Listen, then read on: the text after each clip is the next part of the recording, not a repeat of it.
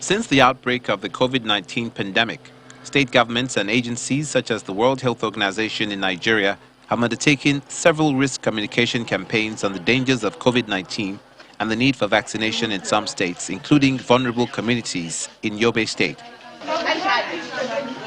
Despite these strategies to encourage vaccine uptake, some residents in the state remain skeptical. We supposed to be the front line of taking this vaccine because we are the people that inform and enlighten people on this vaccine. I saw a very close relation to taking this vaccine and has a reaction, which is very, very bad. So maybe I'm scared. However, this health expert assures of the safety of the vaccines, advising all to dispel myth about the vaccines and ensure they get vaccinated. The reason why we are being vaccinated is to prevent ourselves from getting the infection and to prevent others from transmitting the infection to them. We can take our children for immunization. Equally, we are to protect ourselves also. We are to accept with wholeheartedly. It doesn't have any adverse effect. It doesn't harm anybody, not even in the near future or even in the far. It has no any clinical scientific analysis that shows there is an effect that can come later on in the life.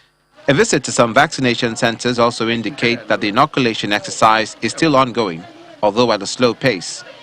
More awareness to ensure that people are fully informed about the importance of vaccines will contribute to an increased uptake by the population.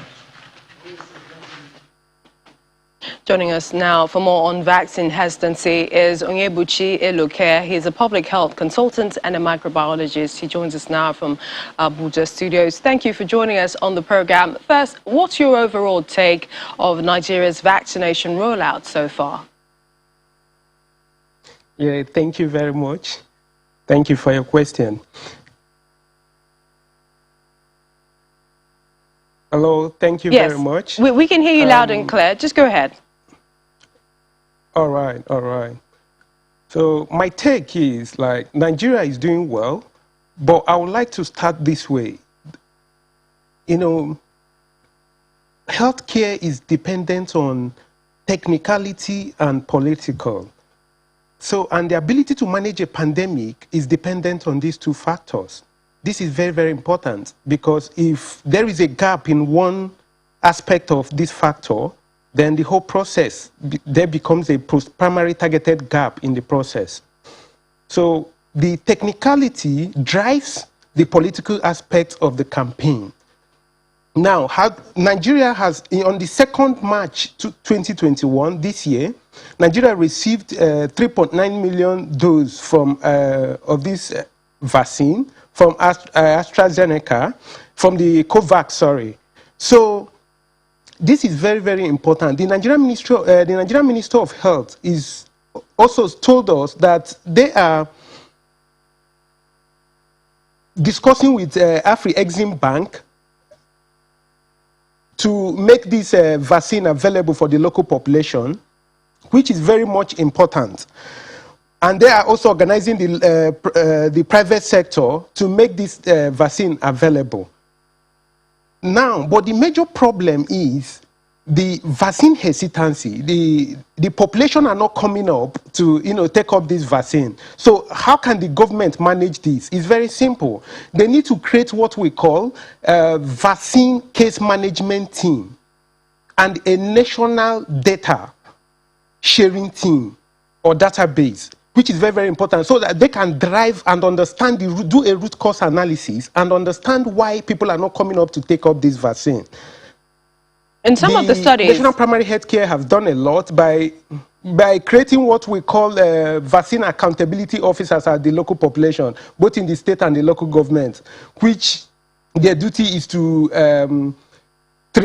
see that the local government are meeting some of these criteria in these vaccine protocols, in terms of training and the collection of vaccine, disposal of the vaccine vials after inoculation.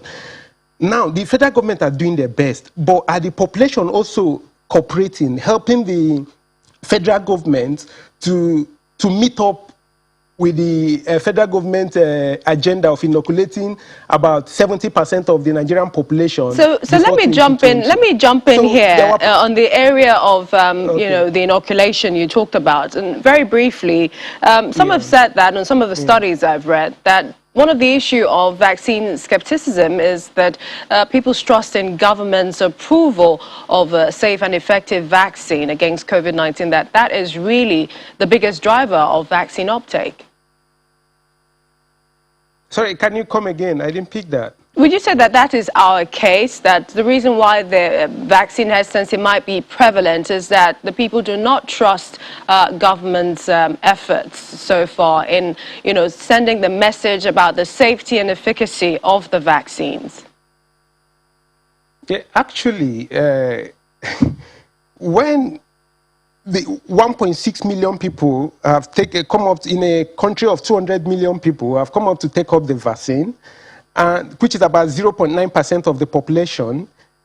Despite the assurance of the Mr. President and the Vice President coming up to, you know, take up the vaccine to eliminate the idea of vaccine hesitancy and COVID-19 denialism, the national primary health care still need to do more, you know, in terms of addressing the vaccine hesitancy. Actually, it's still a problem because in a country of 200 million people and 0.9% have been vaccinated, that means that we, the health workers, still have a lot of work to do, especially at the local population, at the hinterland.